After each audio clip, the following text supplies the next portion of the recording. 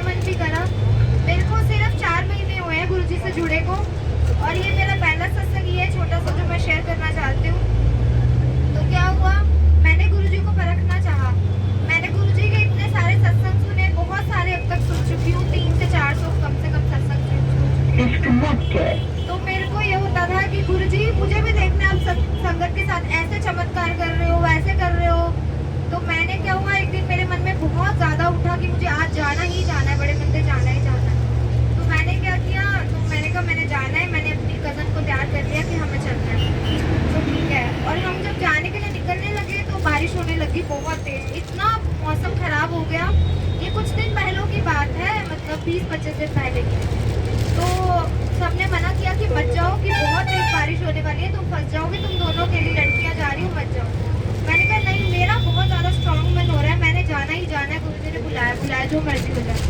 तो मैंने वहीं बैठ के गुरुजी को अरदास करी कि गुरुजी प्लीज़, मतलब आप इतनी संकट की सुनते हो, मेरी भी सुनो कि मैं बारिश नहीं होनी चाहिए। मतलब मैं जाऊँ तो भी बारिश नहीं, पूरे रास्ते में बारिश नहीं, मुझे मेट्रो पे जाना है, इधर उधर जाना है। तो मतलब वापस आते आप जितनी मर्जी तेज बारिश कर देना। तो सबसे पहले तो यही चीज़ हुई कि गुरुजी ने बारिश नहीं करी, वहीं रोक दी। और दूसरा मेरा क्या हुआ, मतलब उस दिन चारों मेरे जो एक्सपीरियंस थे, एक दिन में 4 वो सारे मैंने चेक गुरुजी को लगाया था कि मैं भी चेक करूँ। मतलब कंप्लीट बेटी गुरुजी की मैं उनको चेक कर रही हूँ। सेकंड मेरे साथ क्या हुआ कि मैं ना एक्चुअल में बालाजी को बहुत मानती हूँ, हनुमान जी की भगत हूँ, वो मेरे पापा है, मेरे सब कुछ है वो। तो मुझे ना वहम होता था 4 महीने से, जब से मैं गुरुजी से जुड़ी हूँ, कि मेरे बालाजी मुझसे नाराज ना हो जाए, कि वो किसी गुरु को मन्नत लागी कि मेरे को नहीं तू इतना आप करती। तो मैंने 1-2 बार गुरुजी को बोला, पता नहीं क्या है, मेरे बालाजी गुस्सा नहीं होने चाहिए। एक बार तो उन्होंने मुझे ड्रीम में दर्शन दिए, हनुमान जी साथ खड़े हुए थे गुरुजी के साथ। जय बालाजी, जय बालाजी। तो दूसरा क्या हुआ, जब मैं निकली मंदिर से दर्शन करके बाहर, जहाँ वो पेड़ होता है जहाँ हम जूते लेते हैं, रिसीव करते हैं, वहाँ पे कोई मॉन्कीज या कोई बंदर नहीं था। अचानक से कहाँ से एक छोटा सा मॉन्की जंप करके आया और वो मुझे ही दिखा, मेरे साथ के किसी को नहीं दिखा। तो गुरुजी ने वो भी बता दिया कि मैं ही हनुमान हूँ, मतलब मैं ही हूँ। तीसरा क्या हुआ, मैं एक आंटी का सत्संग सुन रही थी थोड़े दिन पहले, उन्होंने बोला कि मैंने मान रखा था जैसे आज सेम आशा आंटी का हुआ है। आशा आंटी को चाहिए था कि वो सब रूप चाहिए, ऐसा सब मुझे चाहिए गुरुजी का। तो आंटी को वही सेम आज रिसीव हुआ है जो उन्हें चाहिए था बड़े मंदिर से। आंटी सबको दिखाओ एक बार और, वो बालाजी आ गया।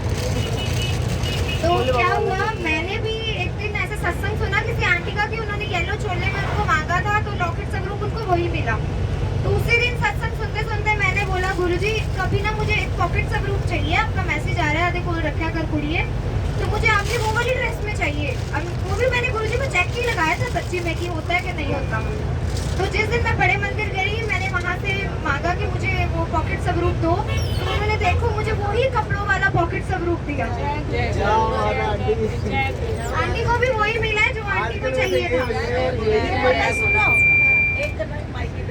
एक आंटी मुझे कह रही थी कि आजकल ये स्वरूप मिलते नहीं, बहुत पुराने स्वरूप है गुरुजी के, और मेरे मन में काफी दिन से था कि मुझे ये वाला स्वरूप चाहिए गुरुजी का। ये देखो, अब मैं ऐसे बताता हूँ कि हालांकि सेवादारों को मना नहीं करते हैं, लेकिन महाराज का हुक्म होता है कि कब क्या चीज मिलनी है।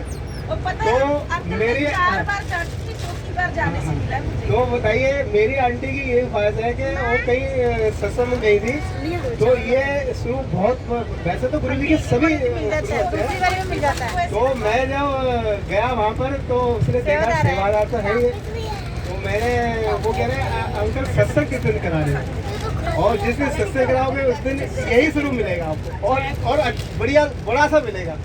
मैं अब वहाँ पर चुप पड़ गया, मैंने कि इसका मतलब गुरु जी का अभी हुक्म नहीं है, तो जो मांगे ठाकुर अपने से ये बिल्कुल सच्चाई है। तो वैसे गुरु जी कहते हैं कि आप मांगो नहीं, लेकिन हाँ ये कि वो आपकी हर मूवमेंट को समझते हैं, और आपकी हर, जैसे आंटी अभी सत्संग सुना रही है, तो ये सच्चाई है। दूसरी चीज है कि एक और नज़ारा था कि जैसे बारिश का भी उन्होंने बताया, तो गुरु जी ने कहा कि जहाँ पर शिव होगा तो गंगा जी वहाँ तो होगी, इसलिए कभी कभी क्या होता है। लेकिन एक नज़ारा मैंने देखा है कि एक बार इतनी जबरदस्त बारिश हुई, लेकिन संगत का नजारा वो मैंने देखा कि संगत टस से मस्त इधर उधर नहीं भागी और बस में उधर के भीगती हुई और दरबार में, तो ऐसा मैंने किसी दरबार में कहीं पर लोग एकदम छुपने के लिए इधर उधर भाग जाते हैं और गुरुजी के दरबार में संगत भीगती रहती है मगर वहाँ से हिलती नहीं है, टस मस नहीं होती है। तो ये ऐसा संगत जी दरबार है।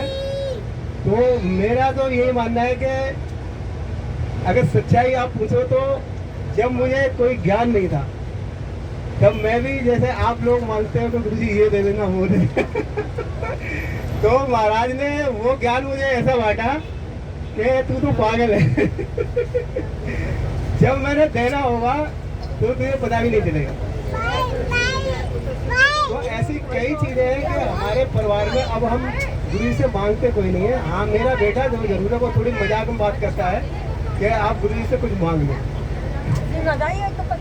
हर बच्चे की बात होती है कि एक बहुत अच्छा मकान होना चाहिए, ये होना चाहिए। तो मैं उसको कहता हूँ ऐसा है कि अब मैंने मांगना छोड़ दिया गुरु जी से। तो एक मजाक वाली बात बताता हूँ आपके कि जब मुझे ज्ञान नहीं था तो गुरु जी से कम जुड़ा नहीं था, तो मैं कहता था पूजा पाठ करता, भगवान ज्यादा नहीं 56 करोड़ की चौथाई दे देना अब ये मुझे पता नहीं कि 56 करोड़ की चौथाई होती कितनी है। तो वो मांगते मांगते मुझे 20-25 साल हो गई लेकिन नहीं मिली। लेकिन जब गुरुजी ने मुझे ज्ञान बांटा तो वो सारी चीजें मेरी पीछे छोड़ गई। और क्या है कि सिर्फ महाराज का शुक्राना, जिस रजा में रखे आपका शुक्राना, क्योंकि सुख भी तेरे हैं दुख भी तेरे हैं और जिस हाल में रखे महाराज वही, मतलब तो ये सारी चीजें हैं संजय जी। लेकिन ये बात को मैं जरूर कहूँगा इस बात को जरूर कहूँगा कि अगर आपकी लाइफ में कोई भी मुसीबत आए तो लेकिन गुरुजी का दरबार नहीं छोड़ो। इसमें मैं बताता हूँ कि एक आंटी हर महीने लॉकडाउन में सत्संग करती थी, हर महीने, और उसके अंकल भी सत्संग करते थे, गवर्नमेंट जॉब थी उनकी। तो आप देखिए होता तो ऐसा है, लेकिन हम लोग क्या है कि भगवान को दोषी कह देते हैं कि भगवान ने अच्छा नहीं करा। बात तो सही है। तो क्या होता है कि अब देखिए जिसके घर में हर महीने सत्संग होता हो, और कोरोना काल में बहुत ऐसे केसेस हुए हैं कि जो हॉस्पिटल गया वो वापस आया, क्योंकि वो एक्सपेरिमेंट करते थे और परिवार को इतना डरा देते कि इसको कोरोना है, टच मत करना, देखना मत। लेकिन आप ये दिमाग लगाओ कि आपसे तो ये सारी बातें कहती, तो उस कोरोना वाले के अंदर पंजर कहाँ गएगा? वो सारा अंदर पंजर निकाल के उसको सील करके और बॉडी को देखने नहीं देते कि कोरोना है, ये हो जाएगा वो हो जाएगा। तो ऐसे बहुत सारी चीज़ हमने सुनी है। तो इसी तरह से वो हट्टा कट्टा बहुत अंकल था, तो वो गया एक बिल जमा कराने के लिए। तो वहाँ पर क्या होता है कि उन्होंने कहा कि भाई ऐसा है कि यहाँ तो सब कोरोना पीड़ित है, आप बाद में जमा करा लेते, यहाँ क्यों आए आप? तो वो जब वापस हुआ बिल जमा करा के, रास्ते में बारिश हो गई और उसको फीवर हो गया, और फीवर होते हुए इसके बाद जो है उसकी तबीयत ज़्यादा खराब हो गई और फिर उसको हॉस्पिटल ले गए। हॉस्पिटल जाके जो है बाद में खबर आई कि वो एक्सपायर हो गया। ठीक है, अब यहाँ पर देखिए कि जो आंटी हर महीने सत्संग करती है तो उसके मन में ये तो आएगा कि आपने अच्छा नहीं करा, और यही उसकी थिंकिंग थी। तो देखिए एक रास्ता आपका बंद होता है और दूसरा रास्ता गुरुजी खोल देते हैं। तो ये तो गुरुजी कहते हैं कि विधि का विधान है, उसको मैं भी नहीं हो सकता। हाँ, लेकिन ये कि मेरे अंदर इतनी शक्ति है कि मैं किसी की भी तकदीर बदल सकता हूँ।